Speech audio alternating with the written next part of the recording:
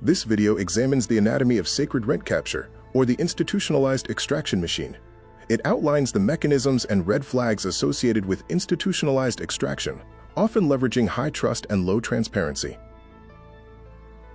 The architecture of a checkpoint illustrates the structural economics of institutional rent extraction in high-control groups.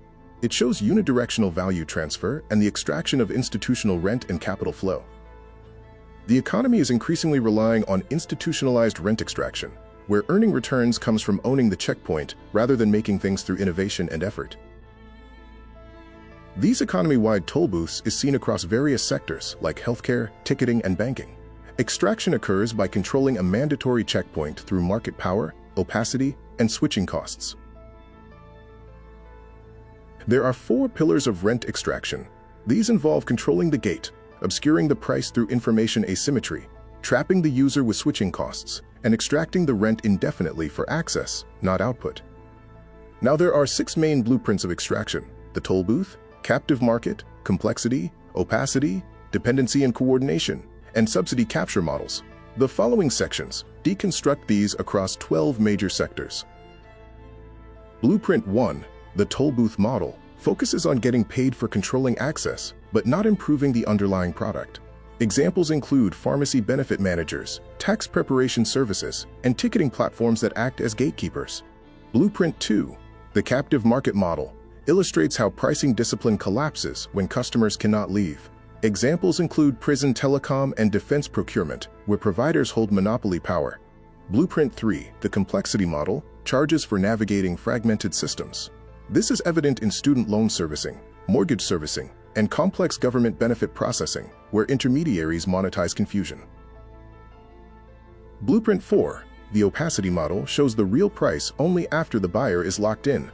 This is like a bait-and-switch iceberg, prominent in banking with overdraft fees and in airlines with mandatory add-ons. Blueprint 5, the dependency and coordination model, makes switching difficult through friction and data sharing. This is seen in algorithmic coordination in housing, healthcare consolidation, and labor market restrictions like non-competes. Blueprint 6, the subsidy capture model, involves positioning a business near public money to take a cut. Examples include for-profit higher education capturing federal aid and healthcare contractors intercepting public payouts. Let's summarize these blueprint methods across many sectors of the economy. Recognize the choke points, extraction mechanisms, and who ultimately pays. Sectors covered include healthcare, defense, housing, banking, and student education. Other sectors includes tax filing, prison telecom, airlines/ticketing, labor markets, and public benefits, showing how extraction affects taxpayers, consumers, and workers. Now, when the checkpoint is sacred, in the case of religious organizations combine high trust, low transparency, and tax advantages. This creates a structure where leaders can monetize belief, relying on institutionalized trust extraction rather than just regulatory barriers. Let's show the anatomy of extraction, contrasting fraud, consumer scams, and extractive religion. Extractive religion leverages sacred and moral authority, monetizing reverence and trust, and often operates within a fully legal status. In traditional extraction, the moat is built with proprietary systems. In the religious sector, the moat is built with sacred legitimacy, protecting the organization from skepticism and converting voluntary giving into quasi-obligatory tribute. Structural enabler 1 is the opacity loophole. IRS rules grant automatic 501c3 status and exception from filing annual Form 990, creating a disclosure void. This guarantees that an extractive leader can operate a financial black box legally. Structural enabler 2 is the exit friction force field.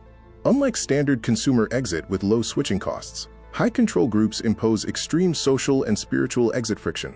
This forces the member to accept extraction, rather than face total social annihilation. There are 5 common models of extraction used by sacred institutions, ranging from quasi-legal moral pressure to outright criminal deception. These models exploit a captive, trusting audience. Model 1 is the mandatory tithe social system, leveraging institutionalized moral pressure.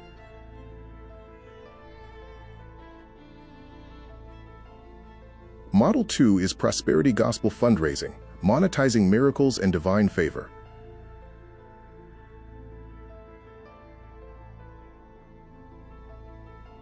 Model 3 is the personal bank account, blurring the line between charitable mission and private luxury.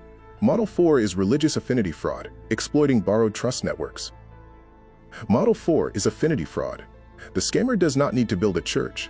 They simply parasitize the believers in the existing one. Model 5 is tax shelter pseudo-religion, which is legal camouflage for outright evasion. This shows the spectrum of extraction, from moral pressure to outright criminal activities. The sacred institution extraction equation involves its protected tax status, sacred reverence, low disclosure, and extreme exit friction. No, all religious institutions are extraction machines. We can compare the difference with sincere ministries. But who ultimately pays for these widespread extraction mechanisms? Households drained through higher prices but worse services. Workers harmed through less bargaining power and mobility. Taxpayers footing the bill for waste and fraud. Small competitors excluded by monopolies.